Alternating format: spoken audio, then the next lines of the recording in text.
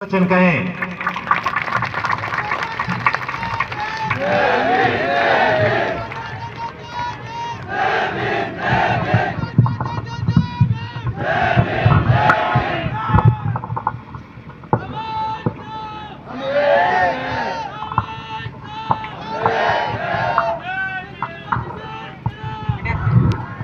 जय भीम।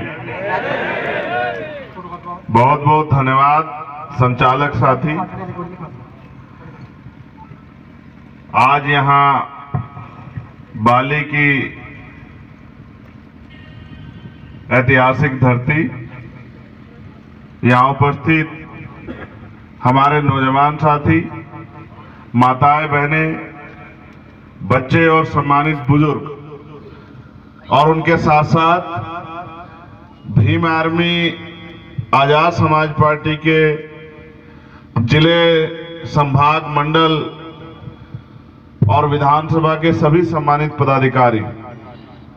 सबसे पहले मैं धन्यवाद दूंगा भाई शैलेश का कि जिन्होंने संविधान बचाओ यात्रा में यहाँ भी कुछ समय आपके बीच आने का अवसर हमें दिया। अलग रास्ता पड़ रहा था, लेकिन उनकी ये मांग थी कि जब संविधान बचाओ यात्रा गुजर रही है तो वो पाली की धरती से जरूर होके गुजरे, क्योंकि संविधान के साथ अगर सबसे बड़ा मजाक कहीं उड़ाया जाता है संविधान का, तो वो इसी धरती पे उड़ाया जाता है।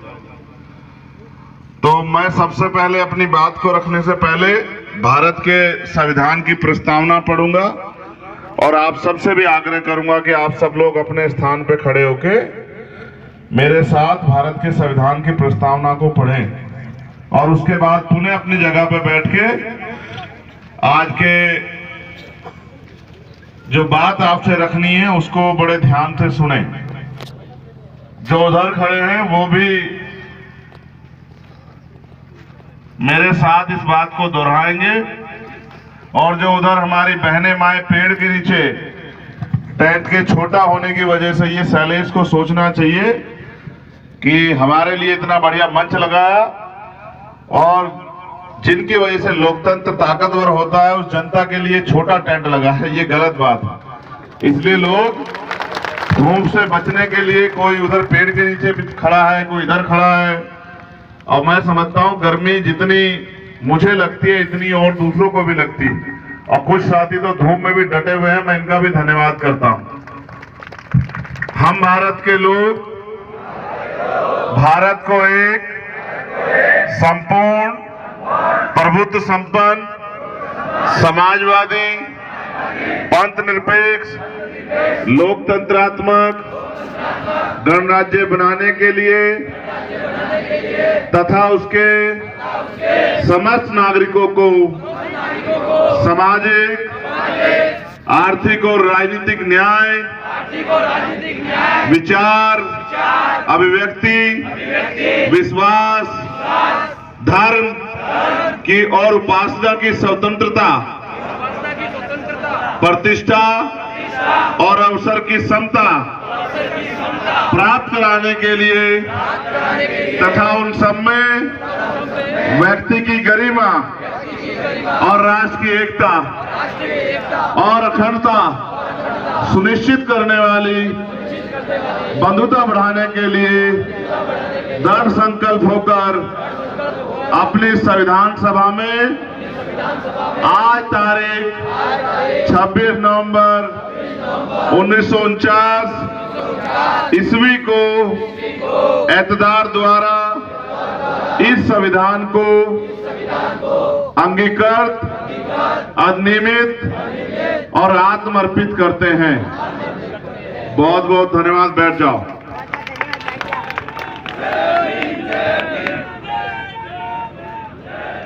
मैंने भारतीय संविधान की प्रस्तावना यहां इसलिए पढ़ी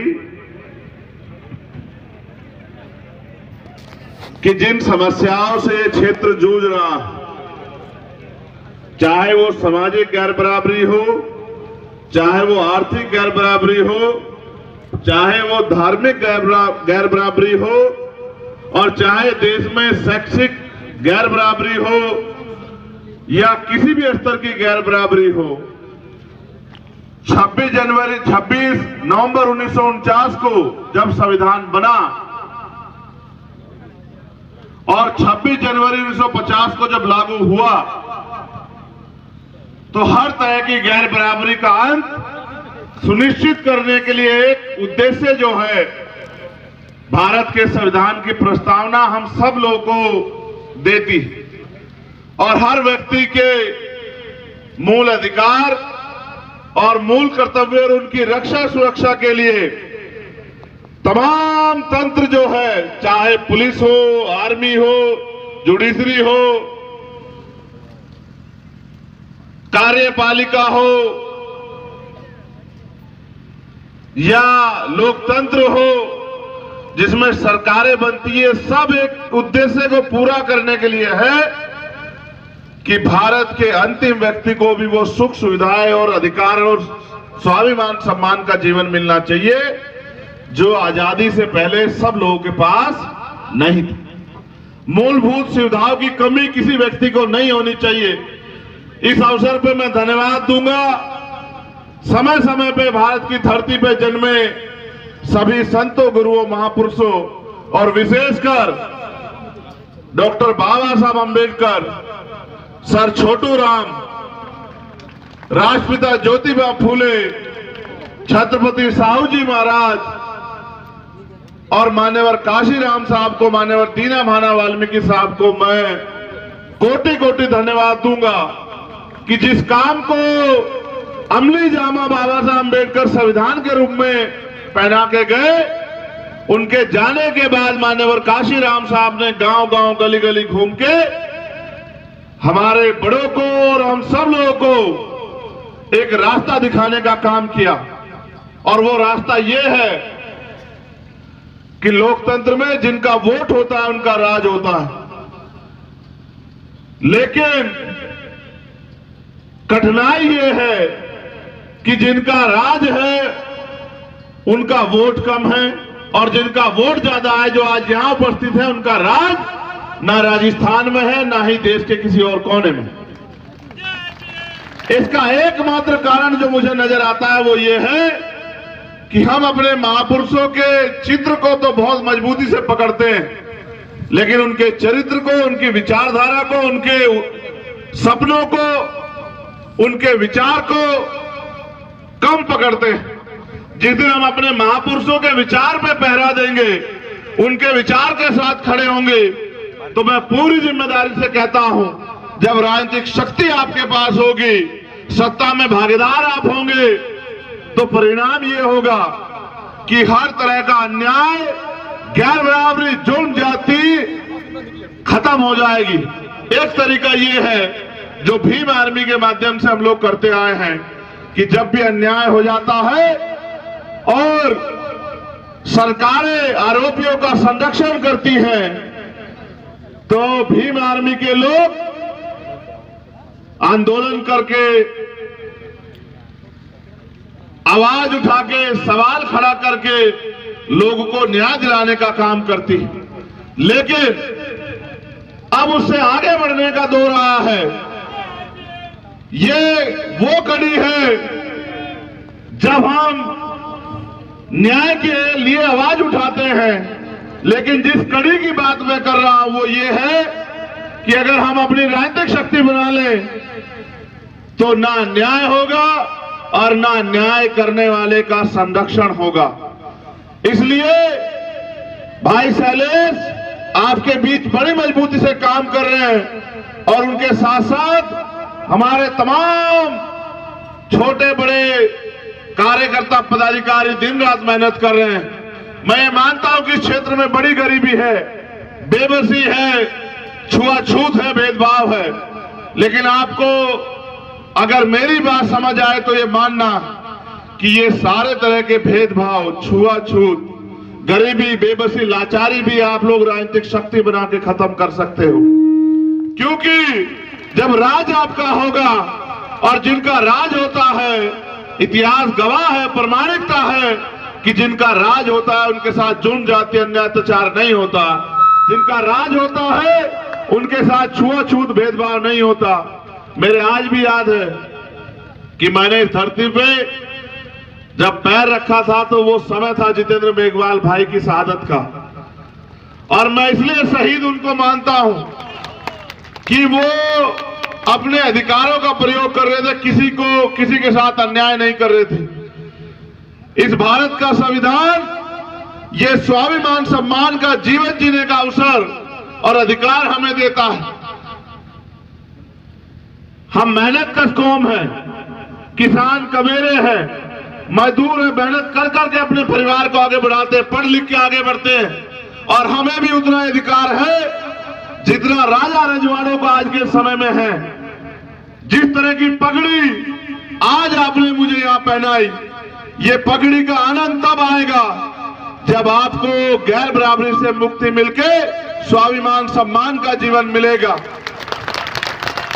मैं धन्यवाद दूंगा जड़वा चौधरी समाज का। ये समाज उस दिन भी हमारे साथ खड़ा था जब हम अन्याय के खिलाफ लड़ रहे थे और जितेंद्र भाई के लिए न्याय की मांग कर रहे थे, और आज भी ये समाज आप हमारे साथ खड़ा है। मैं उनका दोबारा से धन्यवाद देता हूं। लेकिन मैं आपसे कहना चाहता हूं मेरे साथियों, इस बात पे आप गौर करना, लोकतंत्र में जिनका वोट होता है उनका राज होता है। वोट आपके पास है और वोट का अधिकार बिकने के लिए नहीं मिला है। वोट एक ऐसी शक्ति है, दो धारी तलवार है। अगर आप चाहो तो अपने व्यक्ति को देकर खुद ताकतवर हो सकते हो, और अगर आप गलती करके दुश्मन को दे दोगे तो सारी समस्याएं और ताकतवर होकर आपके ऊपर हावी हो जाएगी। वोट की ताकत यह है कि ताकत दो और ताकत लो। अगर वास्तविकता में आप इस क्षेत्र में ताकतवर होना चाहते हो तो अपनी वोट की ताकत को आजाद समाज पार्टी को दो, और अपनी वोट से अपने नेता को ताकतवर बनाओ, क्योंकि आप लाखों की संख्या में इकट्ठे हो जाओ, एक मदद शायद ना हो पाए अगर सरकारें आपके खिलाफ हो, लेकिन आप हजारों की संख्या में संगठित होके और गांव-गांव, कस्बे-कस्बे निकल के जितनी बड़ी संख्या में आज आप यहां हो, अगर वोट को तैयार करने का काम करो, क्योंकि वोट देने के साथ साथ वोट दिलाने का भी काम आपको करना है। कोई मीडिया आपका प्रचार नहीं करेगा, कोई मीडिया आपकी खबर नहीं दिखाएगा, बड़े बड़े विज्ञापन आपके नहीं लगेंगे, बड़े बड़े अखबारों में खबर आपकी नहीं चलेगी, टीवी में आपकी खबर नहीं जाएगी। अगर आप घर से निकल के और जो बाकी समय बचा है चुनाव में, उस समय में अपनी एक एक वोट को तैयार करो और अपने दोस्त, साथी, रिश्तेदारों को इस बात के लिए तैयार करो कि इस बार उन्हें आजाद समाज पार्टी को ताकत देनी है। तो मैं लिख के कहता हूं कि आने वाला समय इस सामंतवाद की धरती पे गुलामी की बेड़ियां काट के स्वाभिमान सम्मान का जीवन आपको मिलने का काम होगा और आपकी तरक्की होगी। ये क्षेत्र वो क्षेत्र है जहां पानी की सबसे बड़ी समस्या है। मैं देश में, पूरे देश में घूमता हूं, कश्मीर से लेकर कन्याकुमारी, केरल, लेकिन जिस तरह के खारे पानी का स्वाद मैंने कुछ दिनों में यहां चखा है, इस खारे पानी से भी और इस खारी जिंदगी से भी मुक्ति मिलने का समय अब आ गया है। आपको अपनी ताकत पहचाननी पड़ेगी, आपको अपनी लड़ाई लड़नी पड़ेगी, आपको आगे बढ़ के अपने दल को मजबूत करना पड़ेगा। यहाँ जो पानी की समस्या है उसके लिए भी हम गंभीर हैं, क्योंकि अमीर तो पानी की व्यवस्था कर लेंगे मीठे की, लेकिन हमारे गरीब लोग कहां से करेंगे। उसके साथ साथ ये वो धरती है, सतपाल चौधरी जी यहाँ बैठे हैं, अनिल धेनवाल जी, राम लखन मीणा जी और मुखेरिया जी और जितेंद्र अठवाल जी, हरसोलिया जी यहाँ बैठे हैं। मैंने देश में कोई ऐसी धरती नहीं देखी जहां एक बार के बाद साल में दूसरे साल फसल होती है या एक साल छोड़नी पड़ती हो। हमने नहीं देखी। हमारे यहाँ खेती किसानी बहुत है, हर 3-4 महीने बाद दूसरी फसल मिल जाती है, लेकिन मुझे यहाँ बताया गया एक फसल के बाद 1 साल तक खेत को खाली करना पड़ता है, तब जाके दूसरी फसल मिलती है। और किसानों को किस तरह की समस्या उठानी पड़ रही होंगी ये आप बेहतर जानते हैं। जहां सिंचाई के लिए पानी ना हो वहां किसान किस तरह फसल उगाता होगा। इसलिए मैं इस समस्या को गंभीर मानता हूं, और किसान के साथ साथ अगर पीने का पानी भी, साफ पीने का पानी भी आज तक सरकारें मुहैया नहीं करा पाई हैं, तो फिर ऐसी सरकारें हमारी जिंदगी नहीं बदल सकती। इसलिए मैं आपसे कहना चाहता हूं कि आप भरोसा ऐसे लोगों का छोड़ें जिन्होंने आपकी वोट लेके आपको ठगने का काम किया, आपको धोखा देने का काम किया। ऐसे लोगों का भरोसा करना बंद करें और काम करने वाले लोगों को मौका दें। अगर आपने इस बार ये ताकत बना दी तो मैं लिख के देता हूं कि इस सामंतवाद की गढ़ से एक आंधी चलेगी और जो पूरे देश को रास्ता दिखाएगी। मेरा आपसे निवेदन है कि अपने एक एक वोट को, मेरे हाथों को मजबूत करने के लिए, आजाद समाज पार्टी को मजबूत करने के लिए आप केतली चुनाव निशान पर आजाद समाज पार्टी के प्रत्याशी को दें। और एक और बात जो आपसे कहनी है, संविधान तब सुरक्षित रहेगा जब संविधान विरोधी ताकतें सत्ता से बेदखल होंगी। और जिस तरह से आज विभिन्न सरकारें, चाहे स्टेट की हो या केंद्र की, सरकारी मशीनरी का दुरुपयोग कर रही है, CBI, ED, income tax, NIA, police, झूठे मुकदमे, जेल, जिस तरह से इन मशीनरी का प्रयोग कर रही है, ये आपको कभी अपने पैरों पर नहीं खड़े होने देंगी। जब तक वोट का अधिकार है तब तक आपकी बस्तियों में लोग पैर रखने आते हैं। जिस दिन वोट का अधिकार नहीं रहेगा मेरे साथियों, आपकी बस्ती में कोई पैर भी नहीं रखेगा। इसलिए मैं SC, ST, OBC और माइनॉरिटी के लोगों से कहना चाहता हूं, अपनी शक्ति को पहचानो। ये वोट आपका जीवन बदल देगी, ये वोट आपको ताकतवर बना देगी, ये वोट आपकी गुलामी की बेड़ियां काट देगी और ये वोट तानाशाही की सोच को भी चोट देगी। इसलिए मैं आपसे कहना चाहता हूं, अपनी वोट का प्रयोग अपनी तरक्की के लिए करें, अपने रोजगार के लिए करें।